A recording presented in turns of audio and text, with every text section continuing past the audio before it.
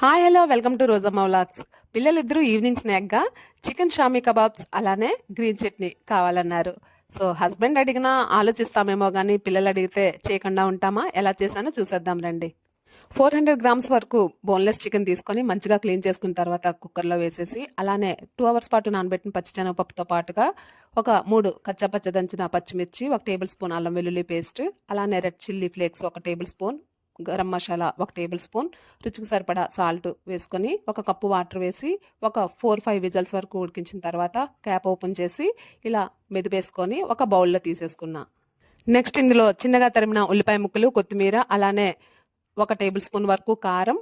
మీరు కారం ఎక్కువ కావాలంటే 2 టేబుల్ స్పూన్స్ వరకు వేసుకోవచ్చు. అలానే 1 table spoon chicken masala powder, కాస్త సాల్ట్, 1 ఎగ్, 1 హాఫ్ చెక్క నిమ్మ ముక్క వేసేసి ఒకసారి కలుపుకొని ఇలా రౌండ్ బాల్స్లా చేసుకొని ఇలా ఒత్తుకుంటే సరిపోతుంది. ఇప్పుడు వీటిని పెనం పెట్టుకొని ఆయిల్ వేసి డీప్ ఫ్రై చేసుకుంటే షామీ కబాబ్స్ రెడీ అయిపోతాయి. ఇప్పుడు గ్రీన్ చట్నీ చేసుకుందాం రండి. ముందుగా మిక్సీ జార్లో కట్ చేసిన పుదీనా, కొత్తిమీర, అలానే 3 పచ్చిమిర్చి, 1 5 వెల్లుల్లి రెబ్బలు, 1/2 టేబుల్ స్పూన్ జీలకర్ర, 1 టేబుల్ స్పూన్ పెరుగు, రుచికి సరిపడా సాల్ట్, 1 2 ఐస్ క్యూబ్స్ వేసి మంచిగా గ్రైండ్ చేసుకుంటే గ్రీన్ చట్నీ రెడీ అయిపోతుంది.